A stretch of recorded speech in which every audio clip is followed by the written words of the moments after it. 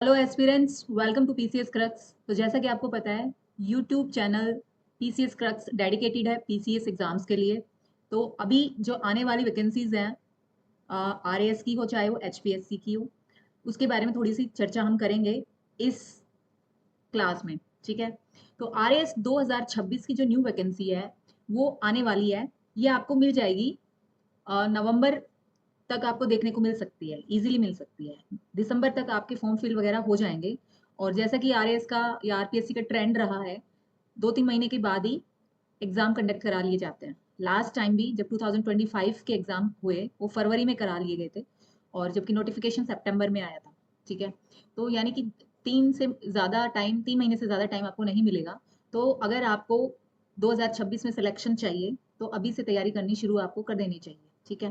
तो एक बार हम थोड़ा सा जान लेते हैं कि 2026 का जो नोटिफिकेशन आएगा उसमें आपको पहले से जो पता है एलिजिबिलिटी क्राइटेरिया, वैसे इसमें ज़्यादा चेंज होने के चांसेस दिखाई नहीं देते हैं, हर साल सेम ही क्राइटेरिया रहता है। तो उसके बारे में थोड़ी सी चर्चा कर लेते हैं, और उसके बाद हम बात करेंगे थोड़ी सी आरएएस 2025 की जो कट ऑफ है उसके बारे में भी, जिससे कि हमें ये अंदाजा लगे कि हमें तैयारी किस स्तर की करनी है, कितने मार्क्स हमें इसको पास आउट करने के लिए चाहिए होंगे और क्या स्ट्रैटेजी बन सकती है।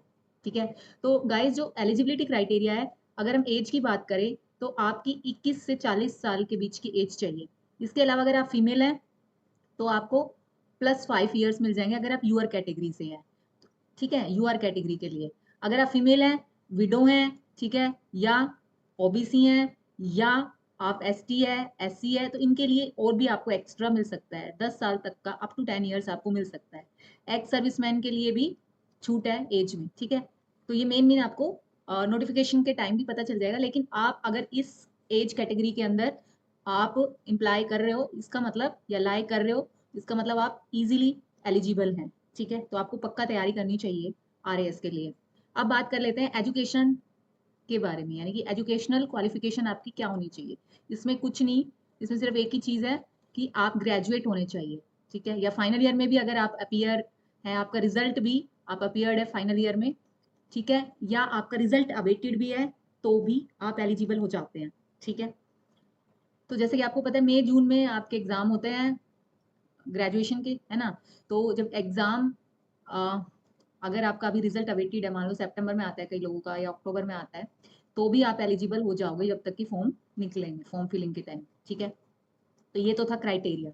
अब हम जरा बात कर लेते हैं कि किस तरह से हम अपने तैयारी को बढ़ा सकते हैं, और क्यों बढ़ानी चाहिए। जो रीसेंट कट ऑफ्स रहे हैं उसका किस तरह की उसकी धारा रही है, यानी कि कितने स्तर तक हमें तैयारी करनी चाहिए, कितने मार्क्स स्कोर करना हमारा उद्देश्य या डेस्टिनेशन मार्क्स होने चाहिए हमारे। देखिए, जैसे कि आपको पता है कि जो आरएएस का एग्जाम होता है वो 150 मार्क्स का होता है। ठीक है। 150 मार्क्स। ठीक है। तो 150 मार्क्स में से आपको कितना स्कोर करना है। अगर आप मेल है तो, अगर आप यूआर कैटेगरी से हैं और मेल है तो आपको सिर्फ 72 के ऑलमोस्ट करना था। ये 2025 का है। फीमेल है अगर आप, तो आपको 70 चाहिए। ठीक है।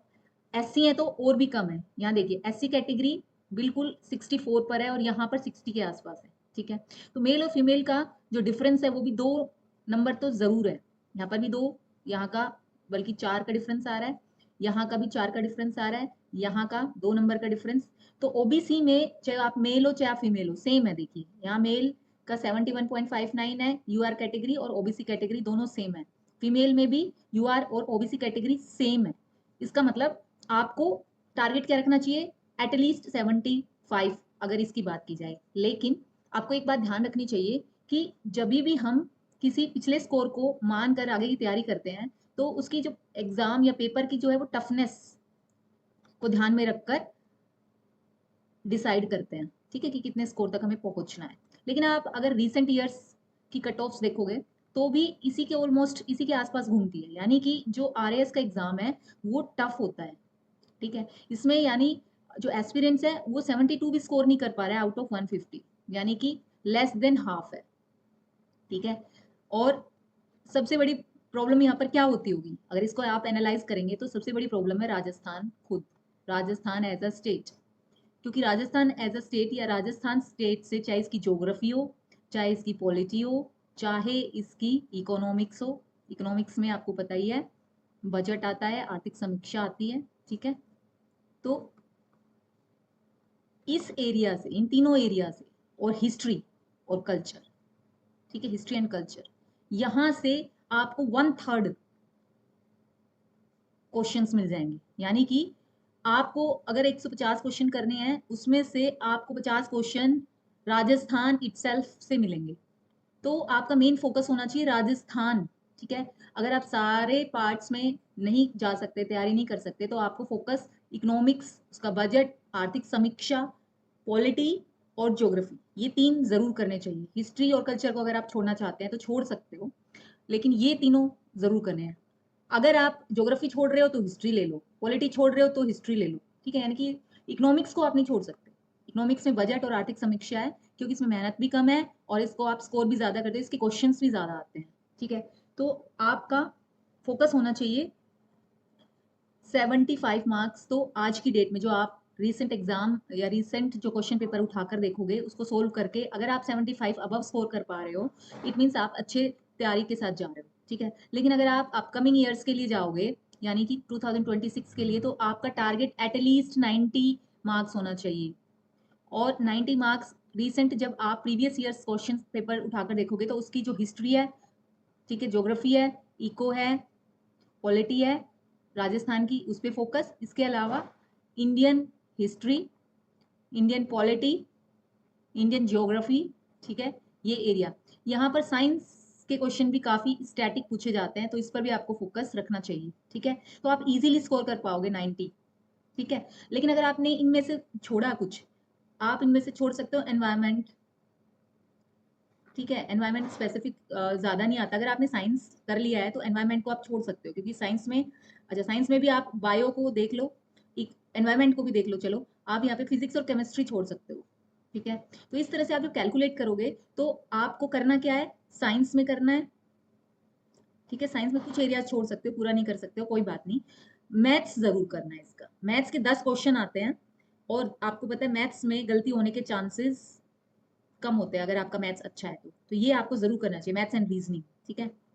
10 क्वेश्चन ये पक्के पक्के वाले मार्क्स, यानी कि यहाँ पे आप स्कोर कर सकते हो। 10 नंबर यहाँ से कर लिया, 10 नंबर आपने स्टैटिक साइंस से कर लिया, ठीक है। इंडियन पॉलिटी से आ गए आपके 10 नंबर, ज्योग्राफी से आ गए इंडियन पॉलिटी, इंडियन ज्योग्राफी से, इंडियन हिस्ट्री से आ गया, मॉडर्न हिस्ट्री का पार्ट कर लो, 10 वहां से आ गए, ठीक है। फिर उसके बाद आपका जो बचा करंट से भी आ गए, जो इंडिया का करंट है उससे भी आपके आराम से आ सकते हैं 10 नंबर, 5-7 क्वेश्चन जरूर आते हैं, ठीक है।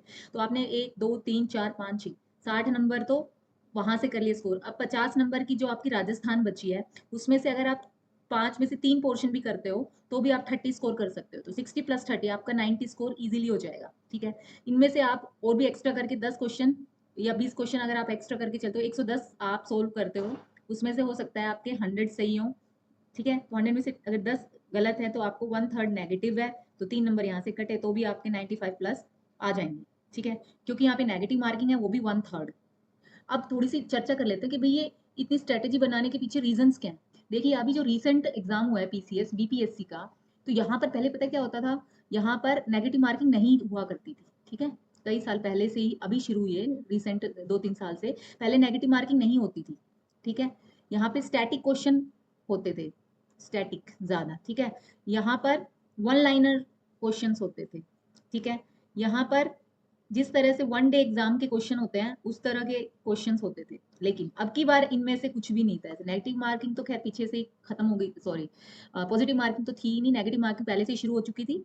अब की बार static plus concept based questions थे, वन लाइनर नहीं थे, स्टेटमेंट टाइप क्वेश्चंस थे, वन डे एग्जाम की तरह नहीं थे। पीसीएस यूपीएससी को स्पेसिफिकली इन्होंने मॉडल क्वेश्चंस बनाया था, ठीक है। जैसे यूपीएससी पूछती है स्टेटमेंट वाइज, उस तरह से। ऑप्शन ई जो है वो बहुत बड़ा रोल प्ले करता है, ठीक है, ये भी था इसमें। तो अब आपको आरएएस को कैटर करना है, आरएएस को देखना है, आरएएस पास करना है, तो उसके लिए आपको 90+ स्कोर चाहिए। इसके लिए आपको क्या करना पड़ेगा, कॉन्सेप्ट, क्योंकि आरएएस के जो रिसेंट क्वेश्चन पेपर अगर आप उठाकर देखोगे तो इतनी क्लिष्ट तो हिंदी देते हैं, अगर आप हिंदी मीडियम से हैं तो। इंग्लिश मीडियम से हैं तो फिर भी थोड़ा सा ईजी पड़ेगा आपको। तो कॉन्सेप्ट प्लस आपको फैक्ट्स पता होने चाहिए, ठीक है। इसके अलावा आपके दिमाग में ये होना चाहिए कि आप एलिमिनेशन मेथड की जो बात करते हैं, यूपीएससी वाले ही करते हैं, यहाँ पर एलिमिनेशन मेथड बहुत कम यूज होता है। ये भाई उस चीज़ को बिल्कुल कंसीडर ही नहीं करते हैं। एलिमिनेशन मेथड सिर्फ यूपीएससी वालों को ही फ़ायदा देता है। पीसीएस में एलिमिनेशन मेथड बहुत कम यूज़ होता है, क्योंकि ये सर पैर नहीं देखते हैं क्वेश्चन का, ये बच्चों का लेवल भी नहीं देखते हैं। कई बार तो बहुत ईज़ी क्वेश्चन सेट हो जाते हैं कइयों के लिए और कई बार बहुत मुश्किल हो जाता है, ठीक है? अगर आपने आपको हिस्ट्री में जैसे कि अगर बात करें हिस्ट्री में अगर आपका रुझान या रुचि है, तो आपके लिए हिस्ट्री बहुत मक्खन है, मक्खन, ठीक है? लेकिन अगर किसी ने हिस्ट्री पढ़ी है सिर्फ एग्जाम पॉइंट ऑफ व्यू से, तो उसके लिए भी कई बार मक्खन हो जाती है और कई बार बड़ी टफ हो जाती है। तो यानी कि कोई एक सेट पैटर्न होता नहीं है पीसीएस में। तो आपको फोकस करना है कॉन्सेप्ट पर भी और फैक्ट्स पर भी, जिससे कि कहीं से भी क्वेश्चन आ जाए आप इजीली उनको कैटर कर सको, इजीली आप उनको सोल्व कर सको, ठीक है? तो बात आती है कि आप अब क्या करोगे। देखिए अभी आज से ही आप अपना एक शेड्यूल बना लो कि किस टाइम से और कब तक क्या पढ़ना है। सबसे पहले फोकस करो मैथ्स, रोज कम से कम आप आधा घंटा मैथ्स को दो। जो प्रीवियस ईयर क्वेश्चन पेपर है उसमें से मैथ्स के क्वेश्चन उठाइए, देखिए कि किस तरह के क्वेश्चन पूछे गए हैं। तो आधा घंटा आप मैथ्स को डेफिनेटली दो। साइंस को भी आप आधा घंटा दीजिए कम से कम। यहाँ पर बायो पर ज्यादा फोकस, ठीक है? बायोलॉजी से ज्यादा क्वेश्चन उठाती है कोई भी पीसीएस, ठीक है?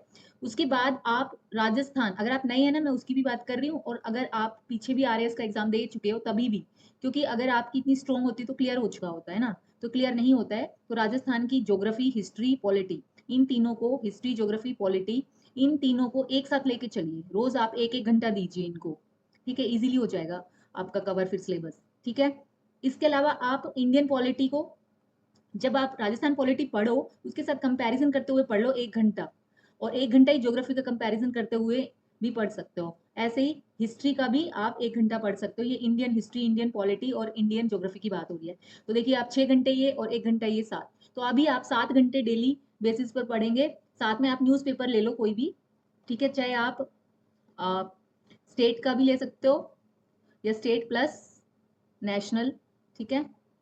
या अगर आपको ये नहीं करना है तो आप वीकली मैगजीन ले लो आप एक, ठीक है? या वीकली मैगजीन ले लो, या वीकली कोई भी यूट्यूब चैनल जो अच्छा सा है जिसमें कि क्रक्स दिया जाता है करंट का, वो आप उठा लो, वो आप कर लो, ठीक है? तो आपका बहुत ईजी हो जाएगा आरएस निकालना। तो आई होप आपको समझ आया होगा कि आरएस को इतना जो हुआ हमारे दिमाग में है वो बेसिकली नहीं है। जो इसको कठिन बनाता है ना आरएएस को, वो एक तो उसकी राजस्थान का पोर्शन बनाता है कि कोई भी स्टेट जो है वो इतना ज्यादा पार्ट नहीं पूछती है, चाहे वो बिहार हो चाहे वो हरियाणा हो। हरियाणा तो खैर 2-4 क्वेश्चन ही पूछ ले हरियाणा के बारे में, वही बड़ी बात है। लेकिन राजस्थान 1/3 पार्ट पूछती है अपना स्टेट का, तो इसलिए थोड़ा सा मुश्किल हो जाता है ये पेपर। अदरवाइज कोई डरने वाली बात नहीं है। 1/3 जो इसका नेगेटिव मार्किंग है, ये थोड़ा सा ध्यान रखने वाली बात है। लेकिन अगर आप रेगुलर तैयारी करेंगे, रेगुलर प्रैक्टिस करेंगे क्वेश्चंस की, प्रीवियस ईयर क्वेश्चन का इसका पैटर्न देखेंगे, तो आपकी ये दुविधा भी दूर हो जाएगी, ठीक है? तो चलिए, वैसे मैं भी अब की बार आरएएस के लिए ट्राई कर रही हूँ, मैं भी दूंगी। तो अगर मैं आरएएस में आपके साथ राजस्थान का पार्ट करूंगी तो मैं आपके साथ शेयर कर दूंगी अपनी जितनी भी स्लाइड्स हैं या जितना भी नोट्स कहते हैं जिसे, वो मैं आपके साथ शेयर कर दूंगी। हो सकता है कि आपके भी काम आ जाए वो चीज़ें, ठीक है? नहीं तो पॉलिटी तो मैं करा ही रही हूँ, इसके बाद पॉलिटी के जस्ट बाद मैं शुरू करूंगी जो प्रीवियस ईयर क्वेश्चन सीरीज हैं पॉलिटी की। फिर उसके बाद जो भी आपको सब्जेक्ट चाहिए होगा तो मुझे बता देना, मैं वहां से शुरू करा दूंगी, ठीक है? चलिए अभी के लिए इतना ही। नेक्स्ट क्लास में मिलते हैं, इंडियन पॉलिटी की क्लास में, जिसमें कि हम करेंगे article 196 onwards. Thank you, bye bye, tata, take care.